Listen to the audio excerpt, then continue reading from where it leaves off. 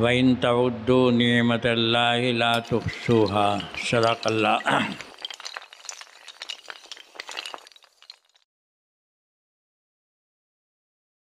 बिस्मिल्लाहिर्रहमानिर्रहीम। अल्हम्दुलिल्लाहि वकफ़ा व सलामुन अला इबादिल्लज़ीना इस्तफ़ा अम्मा बाद। फ़अऊज़ु बिल्लाहि मिनश शैतानिर रजीम। बिस्मिल्लाहिर्रहमानिर्रहीम। व इन तउद्दू निअमतल्लाहि ला तुहसूहा। सदक़ल्लाह। अल्लाह ने इतनी नेमतें हमारे ऊपर उतारी हैं कि अगर उन्हें हम शुमार करना चाहें, गिनना चाहें तो गिन भी नहीं सकते। यूँ तो बहुत सारी उसकी नेमतें हैं, लेकिन एक दो आप मोटी सी अल्लाह की नेमतों पर निगाह डाल लो। उस आदमी का हाल देखो जिसे रात भर नींद ना आई हो, करवटें बदल रहा है, परेशान है, नींद की गोलियां खा रहा है। अगरचे उसके पास बहुत कुछ दौलतें हैं, ख़जाने की कमी नहीं, मकानों की कमी नहीं, किले के ऊपर किले बने हुए, लेकिन सुबह उससे मालूम करो तो वो कहेगा कुछ नहीं जी, रात भर में परेशान, मेरे सर में अब भी बहुत ज़्यादा दर्द हो रहा है। एक वो आदमी है जिसके पास कोई इतनी बड़ी दौलत नहीं, किले नहीं, मकान नहीं, पैसे नहीं, लेकिन रात में आराम के साथ में पढ़ के सोता है और सुबह उसकी आँख खुल जाती हैं। अब तुम इन दोनों से मालूम करो। जो दौलत वाला है उससे पूछो तो यूँ ही कहेगा भाई मैं इस दौलत का क्या करूँ, मैं तो परेशान ही हूँ।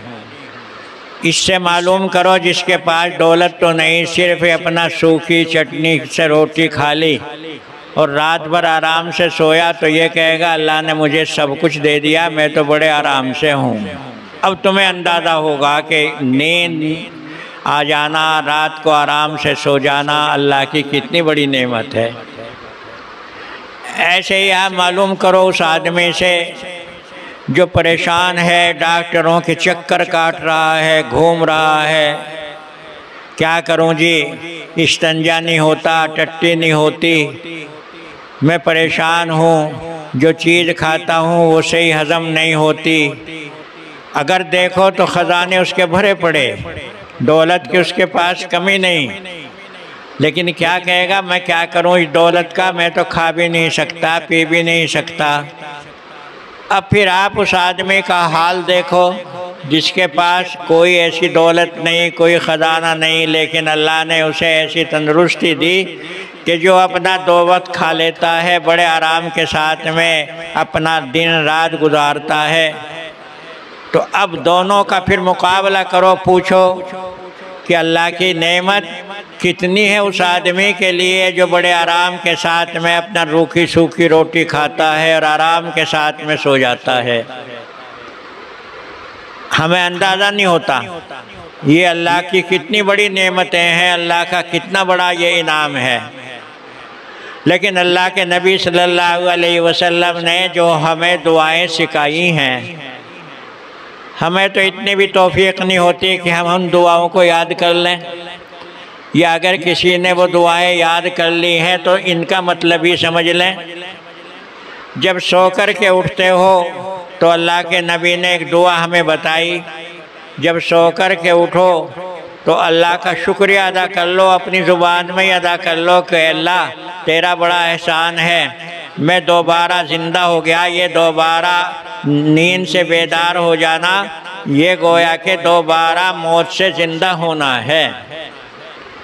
आपने इरशाद फरमा दिया उठो तो दुआ करो अल्लाह तेरा बड़ा एहसान है, लेकिन साथ साथ एक दुआ और बतला दी कि जहाँ आप अल्लाह का शुक्रिया ये अदा करें कि अल्लाह ने मुझे नींद से उठा दिया, वहीं साथ साथ इसका भी शुक्रिया अदा करो कि अल्लाह ने मुझे मुसलमान बनाया। तो ये मुसलमान बनाने को भी इसके साथ में जोड़ दिया। ऐसे ही आप लेटरिन से या बैतुल खला से निकलते हैं तो उस वक्त में भी आपको दुआ बताई।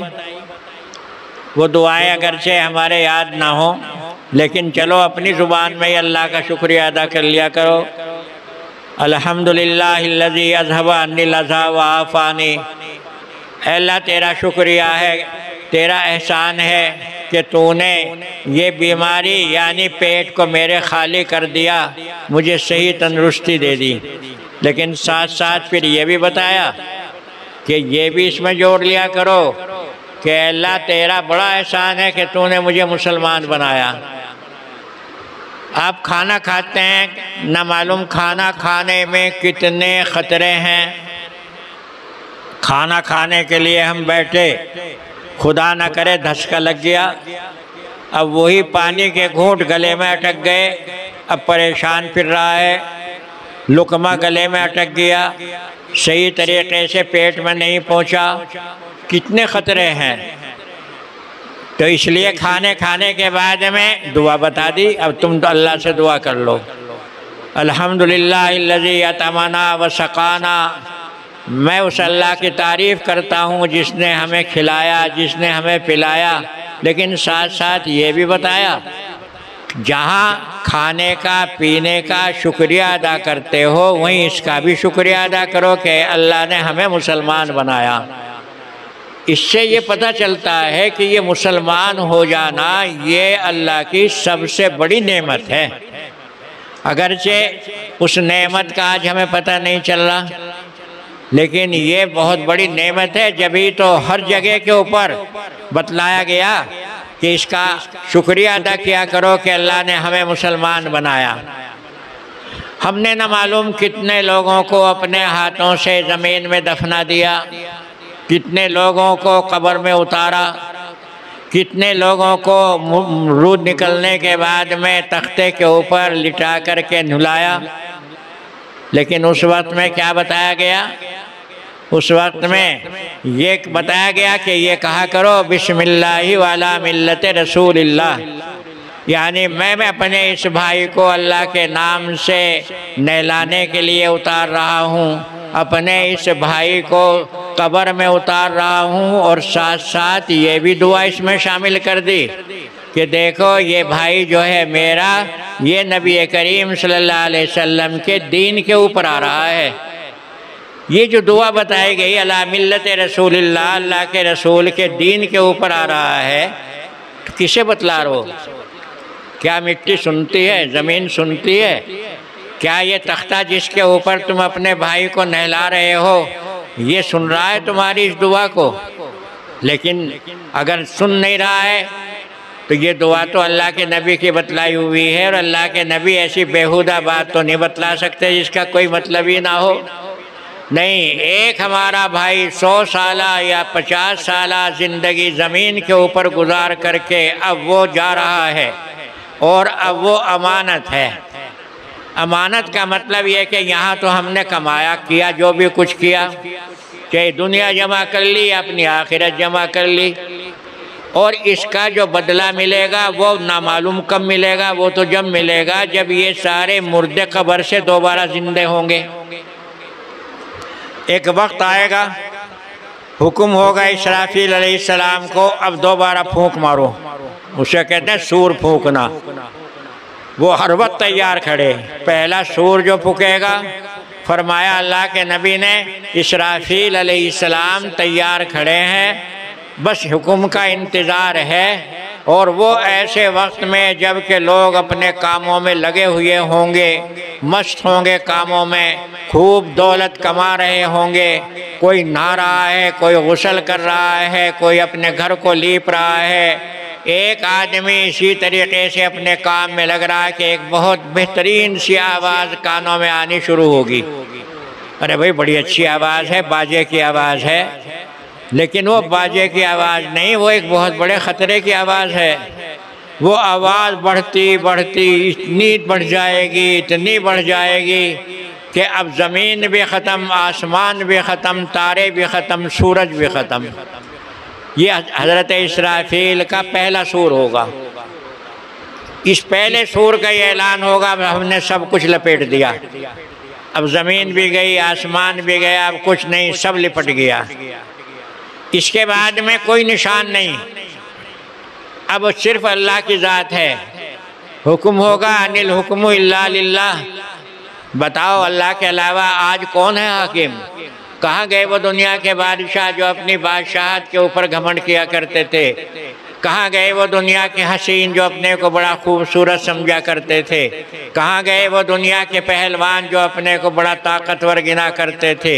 आज अल्लाह के अलावा किसी का कोई वजूद नहीं। कब तक ये दुनिया इसी हाल में पड़ी रहेगी? उसके बाद में फिर दोबारा यही इसराफील इन्हें हुक्म मिलेगा, अब दोबारा फिर फूंक मारो। अब वो फिर अपना सूर फूंकेंगे। ये जो होगा इसमें, ये जो एक लंबे ज़माने तक आपका जिस्म इस मिट्टी में पड़ा रहा, मिट्टी में तो मिट्टी पड़ी रही, और ये जो हर वक्त हवा आती है सांस के ज़रिए अंदर से बाहर और बाहर से अंदर, ये हवा में शामिल हो गई। बदन में पानी भी है, ये पानी पानी में शामिल हो गया। बदन में आग भी है, आग आग में शामिल हो गई। अब उसके बाद में हुक्म मिल जाएगा हर चीज़ को, इस बदन की हर चीज़ को इसके साथ में जोड़ दो। अब देर नहीं लगेगी जुड़ने में। लोग कहते हैं साहब कि दोबारा कैसे ज़िंदा हो जाएंगे, लेकिन कुरान पाक कहता है कभी ये भी सोच लिया करो कि पहले कैसे पैदा हो गए थे। जो तुम्हें पहले पैदा कर सकता है वो दोबारा ज़िंदा क्यों नहीं कर सकता? पहले कहाँ हो तुम?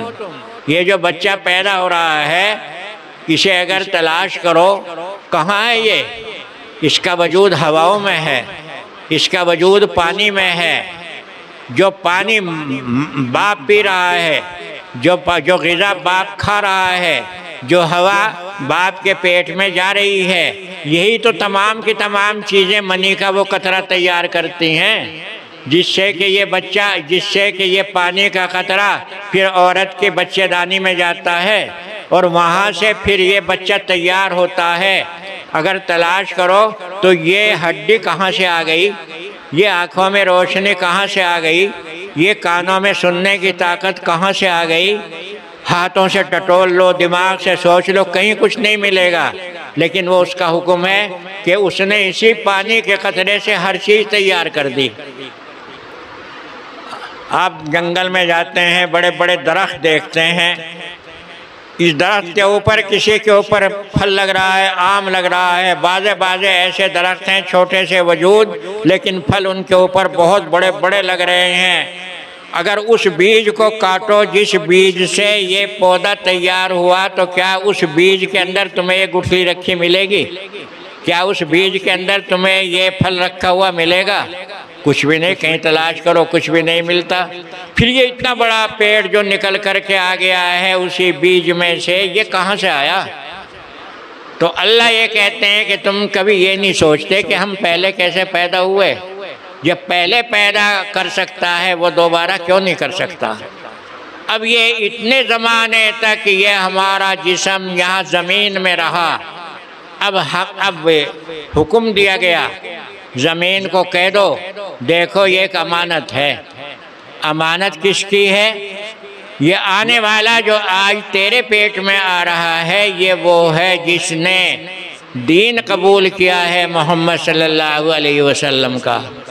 ये वो है आने वाला जिसकी ज़िंदगी अल्लाहु अकबर पे गुजरी है, जिसकी ज़िंदगी अल्लाह के नाम लेते हुए गुजरी है। आज ये तेरे पास अमानत है। ये मतलब होता है जो आपको दुआ सिखाई गई है कि बिस्मिल्लाहि अला मिल्लत रसूलिल्लाह उस वक्त में पढ़ो जब के जनाजा कब्र में उतार रहे हो, उस वक्त में पढ़ो जब के जनाजे को तख्ते के ऊपर नहलाने के लिए ला रहे हो। यानी ज़मीन को बता दो, हवा को बता दो, आसमान को बता दो कि देखो ये अब अल्लाह का बंदा अब तेरे पास अमानत है और ये उस वक्त में यहाँ से लिया जाएगा, उस वक्त में ये निकलेगा जब कि उसका हुक्म होगा। तो ये तमाम की तमाम चीज़ें इस बात को हमें सिखा रही हैं कि सबसे बड़ी अल्लाह की जो नेमत है वो हमारा और आपका मुसलमान होना है। हमारी ये मेहनत नहीं, हम ना मेहनत से दीन कबूल नहीं किया। अगर मेहनत से कोई हुआ करता या ख़ानदानों से हुआ करता तो आप ये तो सोचो कि अल्लाह के नबी सल्लल्लाहु अलैहि वसल्लम के 10 चचा थे, 11वां आपके वालिद थे। हज़रत अब्दुल मुत्तलिब जो आपके दादा हुए हैं उनके 11 लड़के थे। 11 में एक का नाम था अब्दुल्ला, जिससे के नबी करीम सल्लल्लाहु अलैहि वसल्लम पैदा हुए हैं। और बकिया जो बचे हैं उन बचे हुओं में सब में ज़्यादा आपकी खिदमत की है आपके चचा अबू तालिब ने, उनका नाम था अबू तालिब। और कुछ ईमान भी लाए, एक अमीर हमज़ा वो ईमान ले आए, हज़रत जाफ़र ईमान ले आए, और इसी तरीके से हज़रत अब्बास ईमान ले आए। लेकिन कुछ ऐसे चचा रहे कि जो ईमान ही नहीं लाए।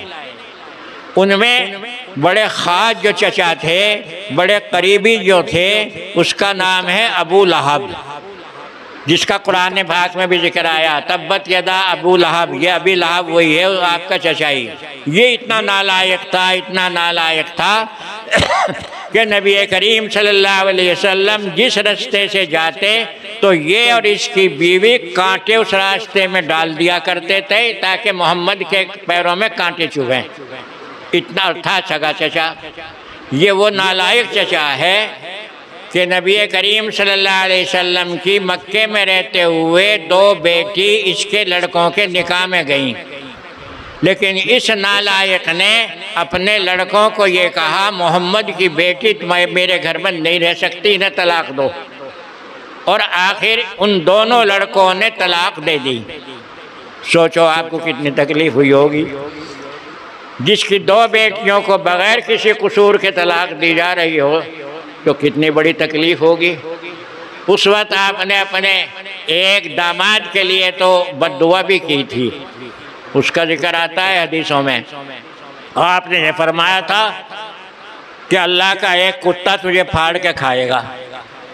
चुनाचे एक ज़माने तलाक तो उसने दे दी, कुफ्र के ऊपर ही रहा।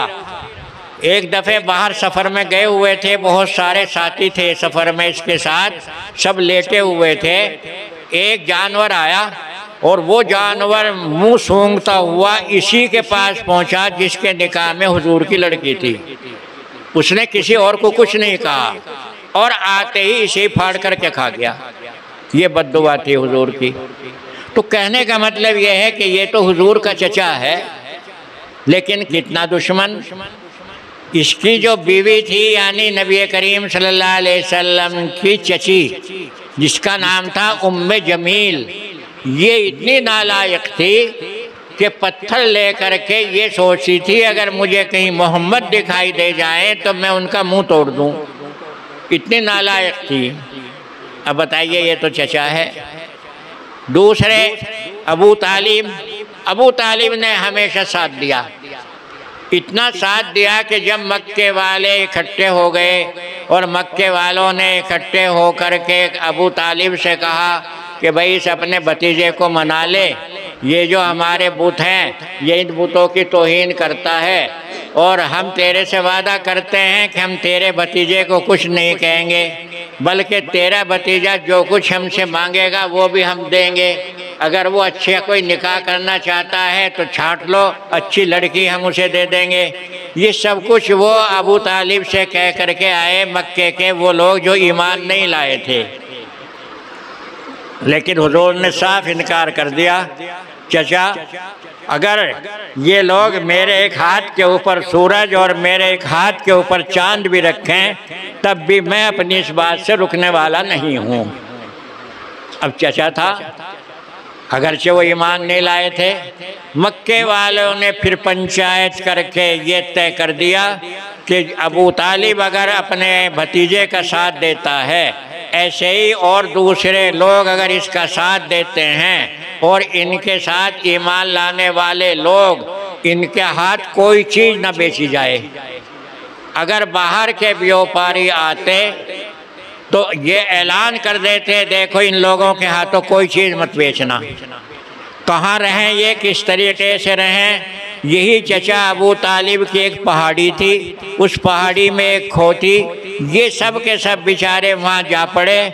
और हाल ये था कि भूखे मर रहे हैं, किसी को रहम नहीं आ रहा। लेकिन ये सोचो अबू तालिब अब भी साथ हैं, इतना बड़ा साथ दिया।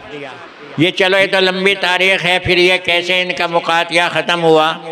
कहने का मतलब ये है कि जब अबू तालिब का आखिरी वक्त आया, आखिरी वक्त नबी करीम सल्लल्लाहु अलैहि वसल्लम अबू तालिब के पास पहुँचे और कहा चचा आपने बहुत कुछ खिदमतें की हैं, आपका बहुत एहसान है, लेकिन अब आपका आखिरी वक्त है, अब आप इस वक्त में कलमा पढ़ लो, ला इलाहा इल्लल्लाह मुहम्मदुर रसूलुल्लाह कह लो।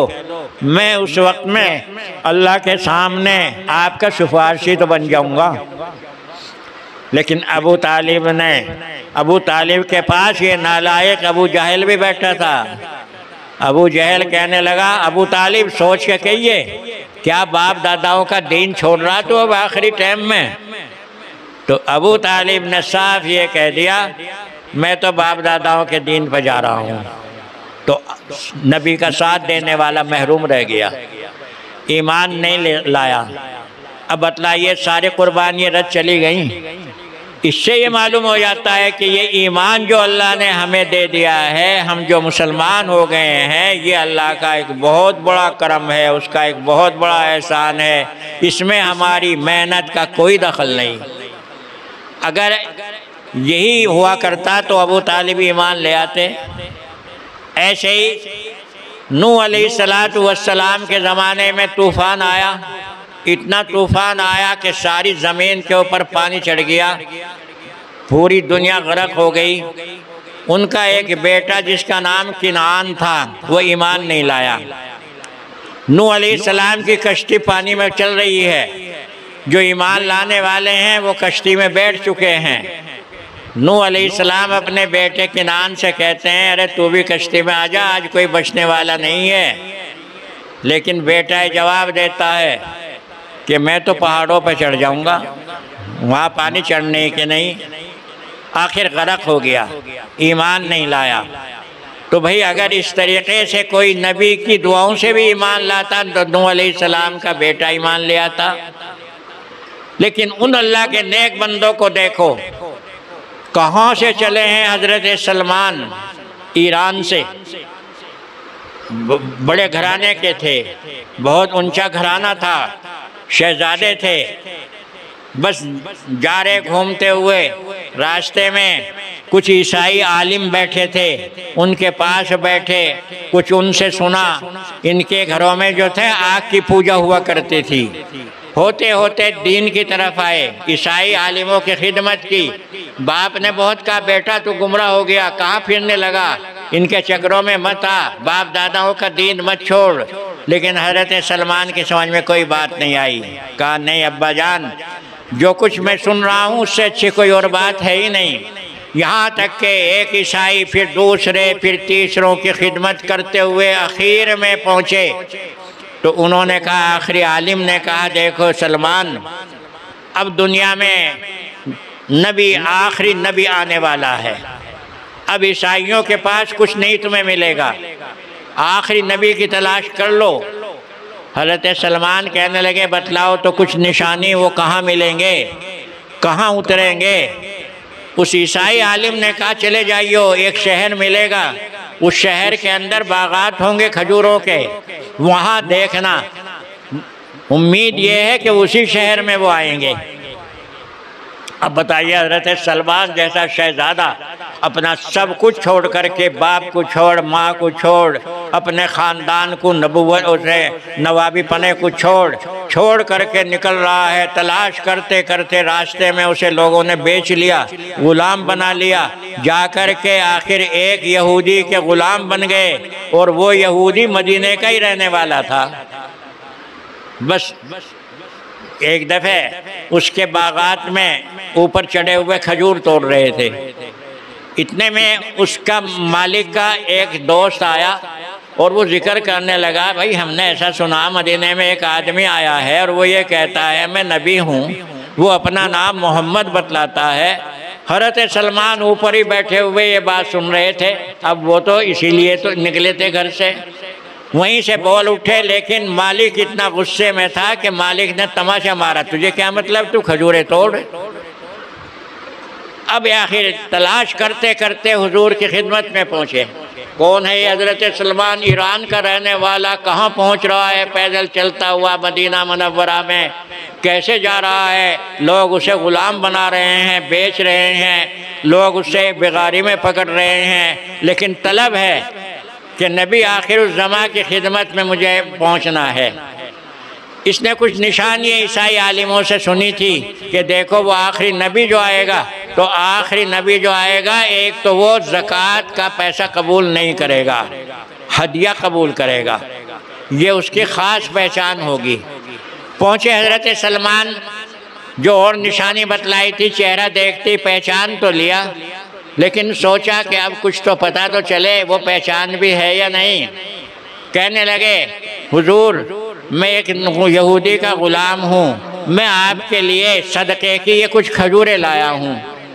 आपने इरशाद फरमाया, हम अंबिया सदक़े का माल नहीं खाया करते। तो एक पहचान तो पूरी हो गई। दूसरे रोज़ फिर आए, कहने लगे, अल्लाह के रसूल मैं आपके लिए ये कुछ हदिया लाया हूँ, तोहफ़ा लाया हूँ। आपने उसे कबूल फरमा लिया। तो अब यकीन हो गया कि वाकई यही आखिरी नबी हैं। लेकिन मसला तो ये था कि ग़ुलाम तो ये यहूदी के बने हुए थे। अब यहूदी से कैसे जान बचे? वो ज़माना ग़ुलामियत का था। आज आप नहीं समझते कि ग़ुलामियत क्या हो। ग़ुलाम किसी चीज़ का मालिक ही नहीं होता। जो कुछ कमाता है सब उसके आका का, सब उसके मालिक का। न वो अपनी मर्ज़ी से शादी कर सकता, न वो अपनी मर्ज़ी से कुछ खा सकता। ऐसे समझो कि जैसा कि जानवर की ज़िंदगी। ये एक ज़माने तक चला है। अब तो दुनिया में ग़ुलामियत ख़त्म हो गई, इसलिए आप समझेंगे नहीं। हज़रत सलमान यहूदी के ग़ुलाम थे। हुज़ूर अकरम सल्लल्लाहु अलैहि वसल्लम ने इरशाद फरमाया, तुम अच्छा एक काम करो सलमान, अपने मालिक से ये कह दो कि किसी भी शर्त के ऊपर तुम मुझे आज़ाद कर दो। ये बात आ गई। मालिक ने कहा, देखो सुन लो, मेरा एक बहुत बड़ा खेत है, उसमें 300 पेड़ खजूर के चाहिए मुझे। खजूर के 300 पेड़ लगाओ और उन पेड़ों के ऊपर जिस वक्त के खजूर लग जाएंगी, खजूर पक जाएंगी, उस वक्त में मैं आज़ाद करूँगा। अब आपके यहाँ तो चूँकि खजूरों के पेड़ नहीं होते, लेकिन खजूर का पेड़ वो है जो बहुत लंबे ज़माने के बाद फल देता है। यहाँ भी हमारे जंगलों में जब खजूर हुआ करती थी तो हम देखते थे, मुद्दतों में फल आता था, फिर मुद्दतों में वो पकता था। आके हुजूर से अर्ज़ किया, अल्लाह के रसूल ये शर्त लगा दी है, आपने फरमाया ये शर्त कबूल कर लो। फिर दूसरी शर्त उस यहूदी ने लगा दी, 40 तोले मुझे सोना चाहिए। अब बताओ जी, 40 तोले सोना ये ग़ुलाम कहाँ से देगा? आपने फरमाया इसे भी कबूल कर लो। ये दोनों शर्तें कबूल हो गई। अब सोना कैसे आए? हदीस में ये आता है कि नबी करीम सल्लल्लाहु अलैहि वसल्लम के पास कहीं से थोड़ा सा सोना आया। आपने आवाज़ दी, सलमान को बुलाओ। अब वो ज़रा सा था देखने में, आपने हुक्म दिया, सलमान ज़रा इसका वज़न कराओ। तो वही 40 तोले सोना निकला जी। वो एक शर्त तो पूरी हो गई, 40 तोले सोना मालिक के पास पहुंच गया। अब ये जो पेड़ लगाने का मसला था ये बड़ा नाजुक था। आपने हुक्म दिया अपने सहाबा को, अपने साथियों को, जिसके पास खजूर की पौध है वो कोई 10 पेड़, कोई 5 पेड़ लेकर के आओ। मदीने में चूँकि खजूर बहुत पैदा होती है, लोग उसकी पौध भी तैयार करते हैं। आखिर सब ने मिल कर के वो पौध दे दी और वो पूरी हो गई गिनती में। तो आपने हुक्म दिया, चलो मैं खुद अपने हाथ से ये पेड़ लगाऊंगा। ये पेड़ लगाने शुरू करे आपने अपने हाथ से। खजूर का वो पेड़ जो 10 साल में जा कर के फल देता है, अगले साल ही सबके ऊपर फल आ गया। एक आध पेड़ ऐसा रहा जिसके ऊपर फल नहीं आया, वो हज़रत उमर ने लगा दिए थे अपने हाथ से। यहूदी ने कहा, नहीं अभी तो देखो 2 पेड़ बाकी हैं, इन पर तो फल नहीं आया। तो फिर आपने उखाड़ करके फिर वो दोबारा लगाए, फिर उनके ऊपर भी फल आ गया। सुनाने का मकसद ये है कि हज़रत सलमान जैसा आदमी, ईरान का रहने वाला, नवाब घराने का, जिसका बाप जो है बादशाह का ख़ास वज़ीर, अपनी सारी दौलत छोड़ करके अपने ईमान की तलाश में, इस्लाम की तलाश में कहीं ग़ुलाम बन रहा है, कहीं लोगों की खिदमतें कर रहा है। इस तरीक़े से उन्होंने ये दौलत अपने घर में ली, आखिर मुसलमान हुए, इस्लाम लाए। तो उनसे मालूम करो इसकी कीमत। हमें क्या, हमें तो मुफ्ती में मिल गई, बाप दादा मुसलमान थे, बस हम भी उसी घराने में पैदा हो गए। खुदा न करे अगर किसी और घराने में होते तो न मालूम क्या अंजाम होता। अब अगरचे बहुत से हमारे गुनाह भी हैं, नाफरमानियाँ भी हैं, लेकिन कम से कम हम अल्लाह का नाम तो लेते हैं, कम से कम हम रसूल का नाम तो लेने वाले हैं। वो अल्लाह जो बहुत बड़ा बख्शने वाला है, उम्मीद ये होती है कि शायद उसके नाम लेने की बरकत से हमारी भी बख्शिश हो ही जाएगी। तो आज दुनिया में हम इस नेमत को नहीं समझ रहे, लेकिन जिस तरीके से माँ अपने बच्चे को खाना सिखाती है, ज़रा ज़रा सा हाथ से रगड़ करके रोटी देगी, ज़रा ज़रा सी चीज़ें मुंह में देगी, इसी तरीके से अल्लाह ये दुआएं हमें बताते हैं। अरे अल्लाह के बंदों, ये भी दुआ मांगा करो, अल्लाह तेरा बड़ा एहसान है कि तूने हमें मुसलमान बनाया। और इसकी कीमत का पता जब चलेगा जब के बाज़ार लगेगा। बाज़ार का हश्र के मैदान में। फरमाया अल्लाह के नबी सल्लल्लाहु अलैहि वसल्लम ने, एक शख्स बड़ा गुनहगार होगा, सोच रहा होगा अब कहाँ बख्शिश, तेरे पास तो गुनाहों का पलंदा है, कैसे जान बचेगी। अब वहाँ जो तराजू होगी वो तराजू भी अजीब होगी, वो दुनियावी तराजू नहीं। अब तो दुनिया के अंदर भी आप, दुनिया के लोग ये कह रहे भाई कैसे आमाल तुल जाएंगे, लेकिन अब तो दुनिया में भी आप देख रहे हवा नहीं तुलती है। आप जब हवा डलवाते हैं अपनी बुग्गी में, ट्रैक्टर में, तो वो कहता है इतने पाउंड हवा आ गई, बताइए तुली नहीं। तो जब दुनिया के लोग हवा को तोल सकते हैं तो क़यामत में अल्लाह आमाल को क्यों नहीं तोल सकते। तो खैर अल्लाह के नबी ने इरशाद फरमाया, वो सोच रहा होगा बहुत बड़े गुनाह किए हैं, बड़ी नाफरमानियाँ की हैं, कहाँ बख्शिश, कैसे होगा। हुक्म मिलेगा, लाओ इसके तमाम के तमाम कागजात, इसके तमाम आमाल नामे तैयार करो, तराजू में रखे जाएंगे। तो गुनाह इतने होंगे, इतने गुनाह होंगे कि गुनाहों का पलड़ा झुकता चला जाएगा। सोच रहा होगा अब जान बचनी बहुत मुश्किल। इतने में एक टुकड़ा छोटा सा कागज़ का निकलेगा, न मालूम कभी उसने कभी कितने सच्चे दिल से कलमा पढ़ा होगा। बाज़ दफ़े आदमी सोचता है अल्लाह के बड़े एहसान में कुछ न कर पाया, उसने मुझे सब कुछ दिया लेकिन मेरे से कुछ भी ना हो सका। और इस हाल में सोचते सोचते उसकी ज़ुबान से लफ्ज़ अल्लाह निकल जाता है। ये लफ्ज़ अल्लाह बहुत कबूल होता है अल्लाह के यहाँ। इसी किस्म का कभी उसने कलमा पढ़ा होगा, ला इलाहा इल्लल्लाह मुहम्मदुर रसूलुल्लाह, ये कलमा उसके कागज़ पर लिखा हुआ होगा। वो पलड़ा, वो उस पलड़े में आकर के रखा जाएगा जिस पलड़े में नेकियां होंगी। फरमाया अल्लाह के नबी ने कि इस कागज़ के टुकड़े में इतना वज़न होगा कि गुनाहों का पलड़ा तो हल्का पड़ जाएगा और नेकियों का पलड़ा वज़नी हो जाएगा, और इसी कलमे की बरकत से इसकी बख्शिश हो जाएगी। अब पता चलेगा कितनी कीमती है ये चीज़। दुनिया में नहीं हमें पता, दुनिया में तो हमें इधर उधर के मज़े चाहिए, हमें इतनी भी तौफीक नहीं जो हम कम से कम कलमा ही चलते हुए पढ़ लें। हालांकि बड़ा अच्छा अमल बुज़ुर्गों ने लिखा है, जब रात को लेटो तो लेटते हुए अब सोने की तैयारी है, कलमा पढ़ के सो जाया करो।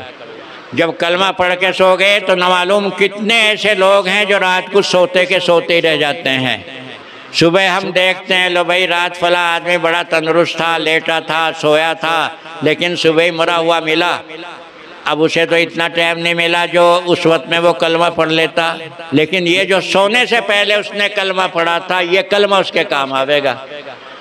ये लिखा है उलमा ने कि यही कहा जाएगा कि इसका खात्मा ईमान के ऊपर हुआ है। तो भाई अपने ईमान की हिफाजत करो, ये बहुत बड़ी नेमत है। ये सब कुछ नेक ये हमारी इसी के ऊपर मौकूफ़ है अगर ईमान सही है, और अगर ईमान सही नहीं है तो सब कुछ रद्द है, सब कुछ बेकार है। और जब आंखें ये बंद हो जाएंगी तो उस वक्त में पता चलेगा। बहुत सारे वाक़यात हमने पढ़े हैं, वक्त तो इतना नहीं है मैं बयान करूं। जिस वक्त के ईमान लाने वालों की जमात अफ्रीका के जंगलों में पहुंची है, अफ्रीका में इतने बड़े बड़े जंगल हैं कि अगर उनमें आग लग जाती है तो कई साल तक आग नहीं बुझती। जंगलात हैं जी वो बहुत बड़े बड़े, आज भी हैं वो। ये ईमान लाने वालों की जमात जो अल्लाह का कलमा फैलाने के लिए ज़मीन पर निकले थे, जिहाद लड़ने के लिए निकले थे, उस जंगल में घिर गए। वहाँ रास्ता नहीं मिलता। अब कहाँ जाएं, कोई रास्ता बताने वाला नहीं, किस दर को निकलें। उनसे पूछो कि उस वक्त में ऐसे हालत में क्या दुआ मांगते होंगे वो। अब तो या तो सामने मौत है या बस ज़िंदगी के तो कहीं सांस नज़र ही नहीं आ रहे।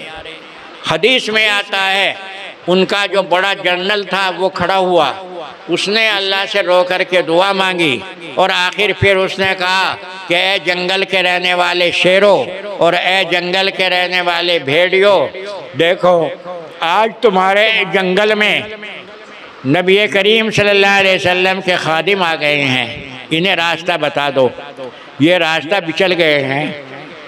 वाक़यात में ये लिखा है कि जंगल में से एक शेर निकला दुम हिलाता हुआ और आगे आगे हो लिया। ये ईमान लाने वालों की जमात शेर के पीछे पीछे, और शेर ने इन्हें जंगलात से बाहर निकाल करके दुम हिलाता हुआ वापस चला गया। ये थे उनके ईमान। लेकिन चलो इतने ना हो, लेकिन कम से कम मुसीबतों में अल्लाह के अलावा तो कोई और काम आने वाला नहीं। कम से कम नेमतों में मुसीबतों में उसे याद कर लिया करो। अल्लाह हमारे और आपके ईमान को मजबूती अता फरमाए। व आखिरु दावाना अनिल हम्दुलिल्लाहि रब्बिल आलमीन।